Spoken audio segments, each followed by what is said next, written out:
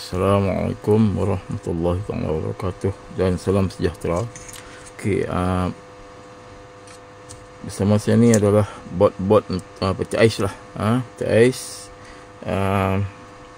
ni Panasonic. Ini adalah Hitachi ya. Okey.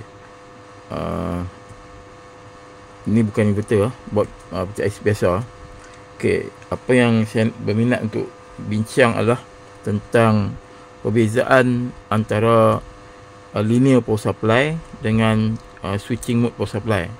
Okey, pengeluar ataupun pembuat peti ais lah. Syarikat-syarikat peti ais ni dia boleh buat pilihan lah.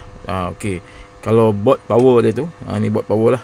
Bahagian bot power ni, dia boleh pilih untuk buat menggunakan linear power supply ataupun switching mode power supply. Okey, sekarang ni saya berminat untuk bincang perbezaan antara linear dengan switching mode power supply.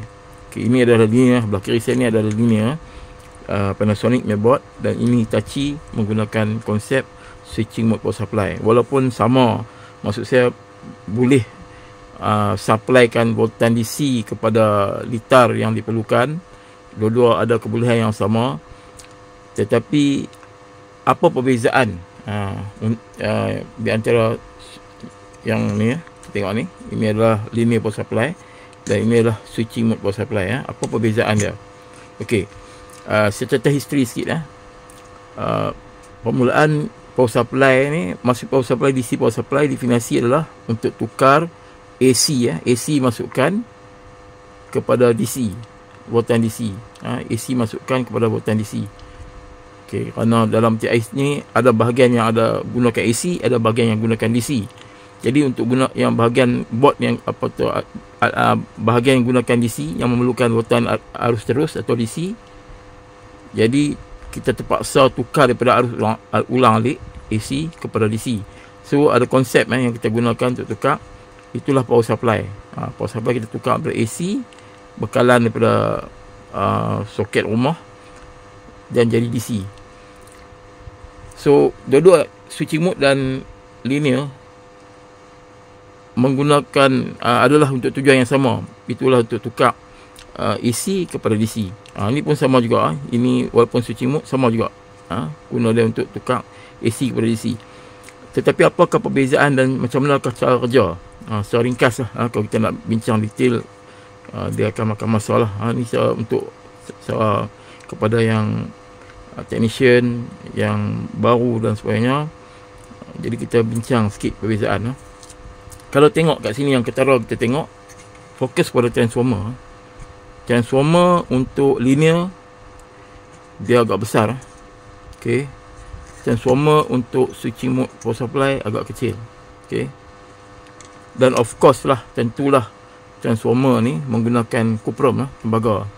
Kos untuk buat transformer ni lebih lah dibandingkan transformer kecil ni. Dan juga saiz, kita boleh tengok saiz transformer berbeza, dan berat ini lebih berat lah dibanding ini lebih ringan. Jadi sebabnya generasi pertama power supply adalah linear power supply.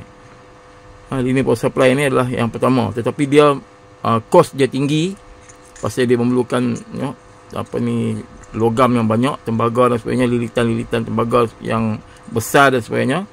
Kos dia tinggi, dan ini lebih ringan kerana dia transformer yang kecil, so wire pun digunakan pun lebih sedikit lah. Jadi permulaan generasi pertama menggunakan linear, tetapi oleh kerana kelemahan linear, mahal, berat, kemudian tidak cekap, maka pada tahun lebih kurang 1970-an ke atas macam tu, maka orang mula menggunakan switching mode power supply, SMPS lah. Switching mode power supply, ringkasan dia SMPS. Ini linear power supply. Jadi untuk atasi kelemahan-kelemahan ni, dibuatlah switching mode power supply yang lebih murah, ringan dan portable lah. Dia lebih portable. Yang mula-mula menggunakan switching mode ni adalah Apple personal computer lah pada tahun 70-an. Menggunakan itu, yang pertama sekali menggunakan switching power supply. Maksud dia power supply generasi kedua yang lebih ringan dan murah, dan lebih baik Lebih baik. Kecekapan di antara switching mode, linear dibanding switching mode ni. Switching mode ni lebih cekap, sehingga dikatakan sampai 90% kecekapan dia. Padahal untuk jenis linear ni 60-70% saja kecekapan dia. Maksud dia banyak loss, tenaga. Okey. Itu perbezaan dia lah. So switching mode power supply sekarang ni lebih diguna pakai lah, kerana dia ringan, kemudian dia murah untuk dibuat dan lebih cekap daripada yang generasi pertama, linear power supply. Macam mana pula cara kerja? Okey, kenapakah transformer untuk linear ni besar? Dia besar sikit dibandingkan dengan switching mode power supply. Okey. Oleh kerana linear ni dia semata-mata menggunakan frekuensi daripada TNB yang dibekalkan di rumah, 240 volt 50 Hz. 50 Hz. Jadi transformer ni dia menggunakan 50 Hz. Jadi apabila bekalan frekuensi kita 50 Hz, maka saiz transformer dia akan jadi besar. Untuk gunakan 50 Hz tu terpaksa gunakan saiz transformer yang besar. Jadi ini yang masalah yang Apple dan juga saintis-saintis yang fikir untuk atasi masalah terpaksa gunakan yang besar dan berat dan mahal ni. Dia orang create sendiri frekuensi, internal frekuensi. Kalau frekuensi dan saiz transformer ni berkadar songsang. Kalau frekuensi rendah, transformer akan besar lah, 50 Hz, ini transformer besar ni. Malah ada lagi transformer yang lebih besar lah. Ini saya tak pasti 500 mA ke 300 mA, lebih kurang macam tu lah. Lebih kurang dalam 300 mA macam tu lah. Ni jadi oleh kerana menggunakan frekuensi 50 Hz rumah, so transformer ni jadi besar lah. Dia akan besar. Jadi saintis-saintis nak atasi masalah ni, dia orang fikir nak create frekuensi sendiri yang lebih tinggi, menyebabkan transformer akan jadi kecil, ringan dan murah. Jadi dia orang create frekuensi sendiri dalam ni akan ada frekuensi sendiri. Dia ignore 50 Hz tu, dia buang 50 Hz, dia akan generate frekuensi melalui IC yang generate frekuensi lebih dari 20 kHz. Pada 20 kHz ni telinga manusia masih boleh dengar gangguan lagi. Frekuensi hissing, dia akan dengar gangguan. Kalau ada litar-litar audio menggunakan switching mode, nanti akan keluar hissing tu. Kalau 20 kHz dan ke bawah, dia akan keluar bunyi noise tu di speaker. Pasal telinga manusia masih boleh dengar 20 kHz dan ke bawah. Tetapi kalau 20 kHz dan ke atas, so benda tu kita punya manusia deria dah tak apa sensitif, kita tak berdengar. Jadi dibuatlah frekuensi lebih tinggi, daripada 20 kHz generate frekuensi, maka transformer ni jadi kecil. Dikecilkan transformer, cost pun save, ringan lagi, portable, boleh bawa mana-mana. Charger handphone kita menggunakan switching mode power supply. Okay, switching mode power supply maksud dia memang dia ada satu IC yang akan generate satu frekuensi yang lebih tinggi pada 20 kHz, maka transformer dia makin kecil lah. Bila makin kecil, saiz kita punya charger phone kecil lah. Jadi sebab itulah ramai orang telah bertukar kepada switching mode power supply. Padahal konsep kedua adalah untuk tukar AC ke DC, sama aja. Tapi ini lebih cekap, lebih ringan, lebih mudah dan lebih diguna pakai sekarang ni lah. Okey. Konsep dia sama aja. Maksud dia AC masuk. Ni untuk linear. Okey, ni untuk linear. AC masuk ke sini. Kemudian step down. Ini adalah transformer untuk step down 240 kepada voltan-voltan yang tertentu lah. Saya tak pasti berapa ni. Dia akan step down. Dia akan step down kepada voltan 12 volt ke. Kemudian dia ada bridge kat sini, rectifier. Dia akan tukar kepada DC. Kemudian sini ada regulator. Dia akan regulatekan. Di sini 12 volt, di sini 5 volt. Dia akan regulatekan kepada 12 volt dan 5 volt. Simple saja. Dan ini ada filter lah. Lepas bridge rectifier, dia akan pergi ke filter. Filter, kemudian regulator. Ini 12 volt. Kemudian apa ni, ini 5 volt. Dan sini ada sikit lah lagi apa ni, filter. Dan di sini dah keluar 12 dan 5 volt. Simple, demi konsep simple. Tapi walaupun kecekapan dia adalah 60 hingga 70% saja. Tapi still boleh pakai. Tengok sini Panasonic menggunakan linear. Okey, manakala untuk switching mode pula. Switching mode ni nama switching, ada switch Maksud dia mesti ada switch yang akan on dan off. Maksud dia kita generatekan satu frekuensi yang lebih tinggi, yang bukan hanya macam tadi menggunakan 50 Hz. Kita generatekan frekuensi yang lebih tinggi daripada 20 kHz melalui biasanya IC. Okey. Kemudian dalam IC ni ada MOSFET untuk kita ayunkan frekuensi tu, derive yang dikatakan apa ni, transformer ni. Perbezaan transformer ni adalah high frequency transformer ataupun chopper. Dia berbeza dengan yang linear. Linear ni step down transformer, tapi ini adalah high frequency transformer. Okey. Jadi AC masuk. Okey, AC masuk di sini. Terminal ni masuk. Kemudian dia ada filter. Ini switching mode cara switching mode Dia ada filter, dia ada line filter, dia ada banyak filter sikit. Kemudian dia ada bridge. Okey, bridge tidak ada step down. Di linear ada step down, tetapi ini tidak ada step down. 240 masuk terus ke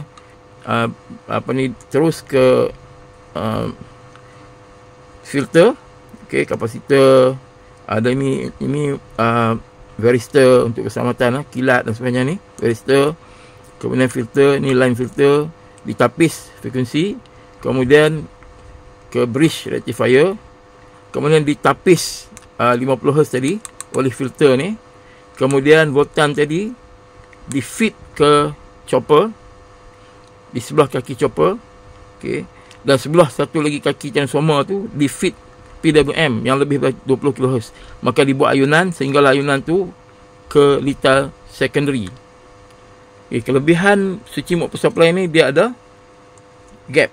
Dia ada gap untuk keselamatan, untuk atasi masalah ni tidak ada gap. Ini tidak ada gap. Okey.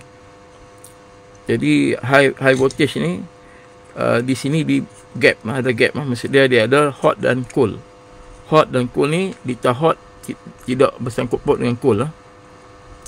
So